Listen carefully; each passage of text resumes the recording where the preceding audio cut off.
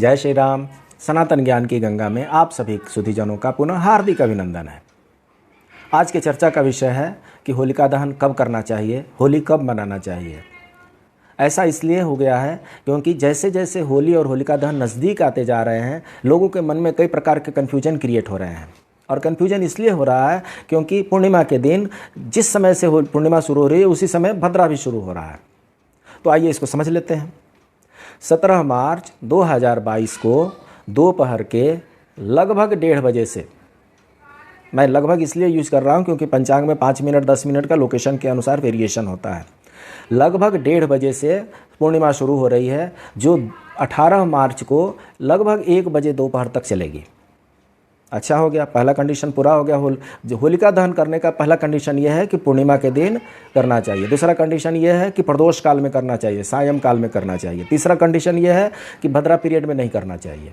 ये 3 कंडीशन हमें फुलफिल करना है। तो पूर्णिमा 17 तारीख को दोपहर में 1 बजे से हो रहा है, कंडीशन फुलफिल्ड हो गया। प्रदोष शाम के समय में, प्रदोष के समय में पूर्णिमा है, ये भी कंडीशन फुलफिल हो गया। भद्रा नहीं होना चाहिए, ये कंडीशन फुलफिल नहीं हो रहा है। भद्रा जो है दिन के 1:30 बजे से लेकर के रात के 1 बजे तक है। और अगर पूर्णतः भद्रा विचार किया जाए, भद्रा को बहुत अशुभ माना जाता है। भद्रा के बारे में हम अगले टॉपिक में, अगले वीडियो में आपको विस्तार पूर्वक बताने जा रहे हैं। तो अगर पूर्णतः भद्रा को ले लिया जाए तो दिन में दोपहर 1:30 बजे से लेकर के रात में अर्धरात्रि के 1 बजे तक भद्रा है, और इस बीच में शुभ कार्य नहीं हो सकता। तो होलिका दहन कब करेंगे? 1 बजे रात के बाद। अब अगर 1 बजे रात के बाद होलिका दहन करते हैं तो ये हिट जो हो जाता है एक दूसरे प्रिंसिपल से हिट हो जाता है। दूसरा रूल ये है कि अर्धरात्रि के बाद होलिका दहन नहीं करनी चाहिए। अगर अर्धरात्रि पार हो रही है तो दूसरे दिन के सायं काल में करना चाहिए। दूसरे दिन के सायं काल में पूर्णिमा है ही नहीं। पूर्णिमा तो दिन के 1 बजे ख़त्म हो जाती है, इसलिए ऑप्शन हमारे पास है ही नहीं। दूसरा ऑप्शन जब हम एक्सप्लोर करते हैं तो देखते हैं कि जो भद्रा है, भद्रा का पूर्ण समय जो होता है वो नुकसानदेह नहीं होता है। भद्रा की अपने समय है, जितने समय की तिथि होती है उसके आधे समय की भद्रा होती है। तो अगर 24 घंटे की तिथि है तो 12 घंटे की भद्रा होगी। अगर 23.5 घंटे की तिथि है तो अकॉर्डिंगली 10-15 मिनट कम हो जाएंगे। तो भद्रा का जो समय है उसमें भी 4-5 हिस्से बांट दिए गए हैं। उसमें पहला जो होता है मुख होता है, पहले मुख में प्रवेश करता है, नुकसानदायक होता है। छाती में प्रवेश करता है, नुकसानदायक होता है। नाभि पर प्रवेश करता है, नुकसानदायक होता है। पूंछ पे प्रवेश करता है, विजयी होता है। भद्रा काल में पूंछ के समय में विजयी मुहूर्त होता है। तो क्यों ना हम इसी को लेकर के चलें। तो 17 मार्च को शाम के 9:10 से 10:10 तक भद्रा जो है अपने पूंछ पर है।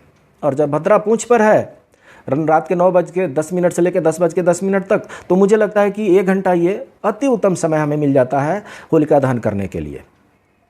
कुछ लोग के मन में आता होगा कि होलिका दहन करें कि न करें। पक्का होलिका दहन करना है। होलिका दहन हिंदू सनातन धर्म में बहुत बड़ा त्यौहार है, पर्व त्यौहार है। होलिका दहन में न सिर्फ हम होलिका को जलाते हैं बल्कि बुराइयों को जलाते हैं। बुराइयों पर अच्छाई के जीत को भी दिखाते हैं। जितनी कठिनाइयां हैं उनको जला देते हैं। और कुछ लोग को पता है इस होलिका दहन को संवत के नाम से भी जाना जाता है। गांव में बहुत जगह इसको संवत कहते हैं।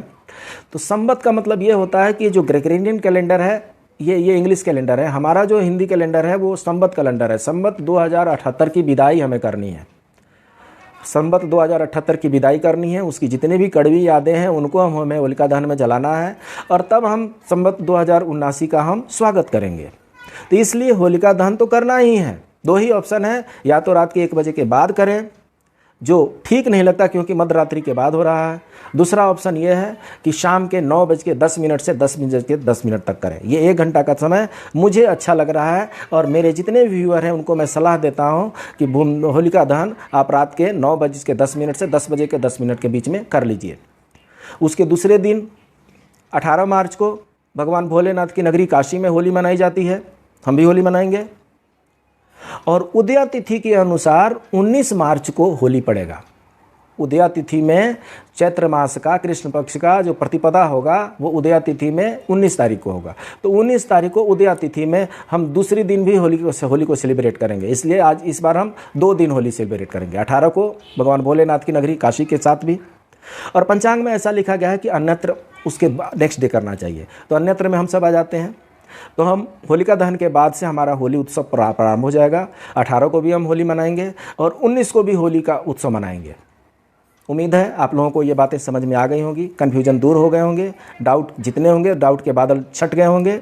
एकदम आराम से, सादगी के साथ, भाईचारे के साथ होली मनाइए, आनंद के साथ होली मनाइए। इस संवत की विदाई कीजिए, अगले संवत का स्वागत कीजिए। आप सबको होली की बहुत बहुत शुभकामनाएं। जय श्री राम।